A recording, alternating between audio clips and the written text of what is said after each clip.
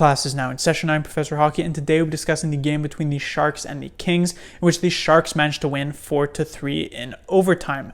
Now, 4 of their last 5 games have gone past regulation, and yet they've managed to win all 4 of them, which has helped them get into a playoff spot for the first time this season. They find themselves second wild card in the Western Conference. This is also thanks in part due to some of the Pacific Division teams struggling as of late. Teams like the Golden Knights, the Flames, and the Canucks haven't looked all that great after pretty solid starts to the season for themselves.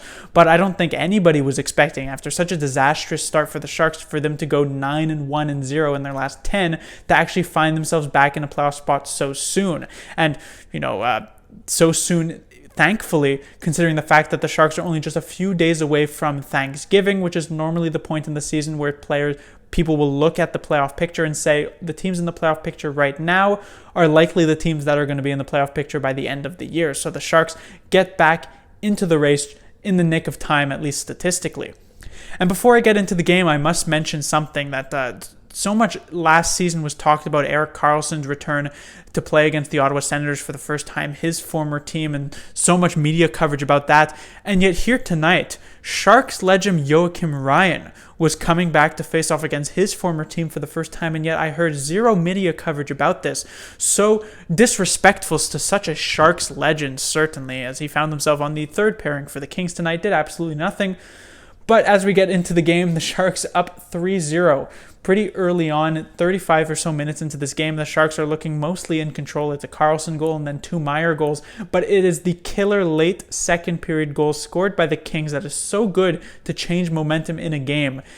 Puts the Kings within 2, and in the third period, at least near the start of it, while the Kings are trailing, it's all controlled by them. They get multiple power plays to be able to tie this game up. They get a Brown goal, a Kopitar goal, technically not on the power play, but so soon after it that it basically counts, even though it won't affect the stats, thankfully.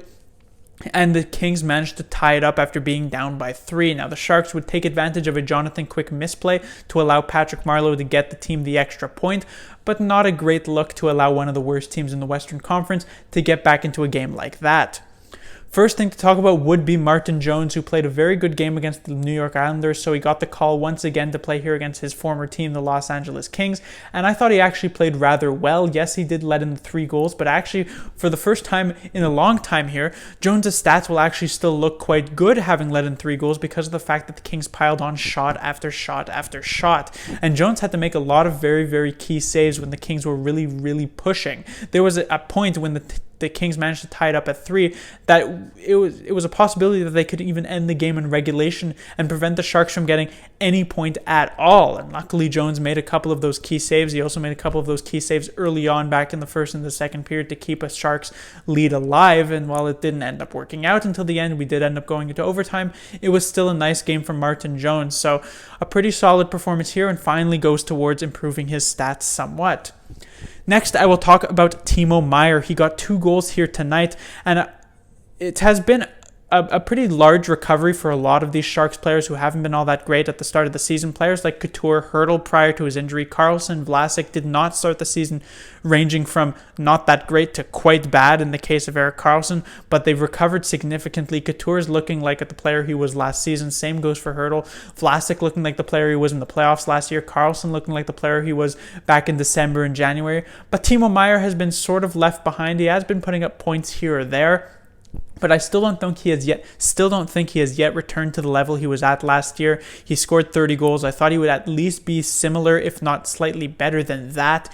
It hasn't yet shown, but hopefully these 2 goals will help get him back to that level. We saw he was much more energized, much more confident in this game after he got those 2 goals, so hopefully he can carry it into the next one and start to get back to that level, because a lot of the other Sharks top players have managed to do so in this stretch of games.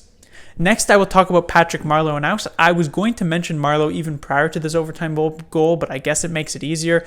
I was somewhat reluctant when the Sharks actually did sign Marleau just a few games into this season. I had originally said in the offseason that the Sharks shouldn't do that because they should give some of their rookies a chance, but considering the fact that none of the Sharks rookies even deserved a chance, the signing of Marleau was not all that bad. A player who could play on that third line and up in the top 6 role, and I think Marleau has actually looked very good with the Sharks, even if the points haven't necessarily been rolling filling in. He's still a solid 30 to 40 point player.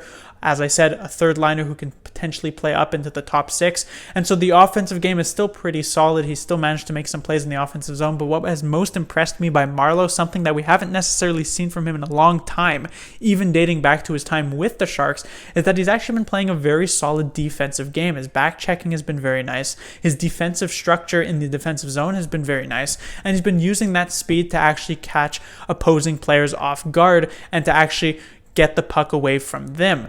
And so he's really transitioned here into a stronger 200-foot player than maybe he ever was. Because even when he was a 40-goal scorer, an 80-point scorer, very, very impressive offensively, his defensive game was somewhat slacking at times, but I really think it has improved significantly.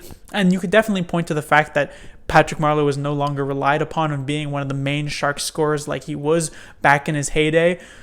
So he has been given the opportunity to develop these defensive skills, but it has been nice to see, and Marleau has been a great addition for the Sharks. Thankfully, Doug Wilson decided to make that great signing. Finally, I will talk about the Sharks' record in these last 10 games, 9-1-0. It's hard to be disappointed with a record like that, but there have been a few flaws in that situation. Take a look at some of the games that they've managed to win here tonight against the Kings, the games early on against the Blackhawks, against the Wild. Those are games where the Sharks had 3, if not 4 goal leads at times, and yet allowed the other team back in. The Blackhawks game, 2 late goals made it end just a 1-goal game, basically. A 6-5 victory after it was a 4-0 lead against the Wild.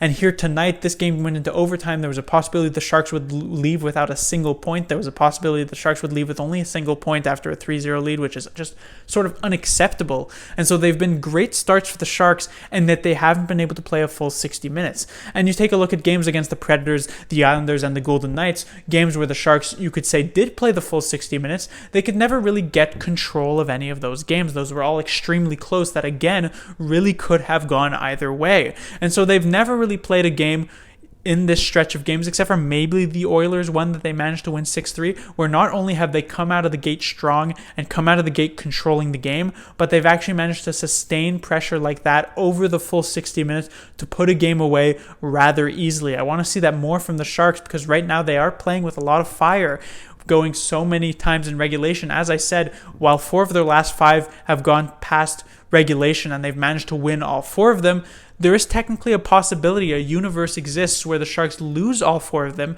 they don't find themselves in the playoff spot, and it's not looking all that great in their last 10 games. So right now, the Sharks, it's great that they're winning, and it's fantastic that they managed to find ways to win, but there are definitely some fundamentals to still work on, some kinks to still work out if the Sharks want to continue this success forward. But that will do it for this review. The Sharks will be back in action on Wednesday. They will face off against the Winnipeg Jets, a team that the Sharks have already lost to this season. It was a game the Sharks got more than 50 shots, but it was not a great game from Martin Jones, and they ended up losing in the last couple of minutes, a late goal by Nikolai Ehlers. So the Sharks will certainly be looking for revenge in that one. Class dismissed.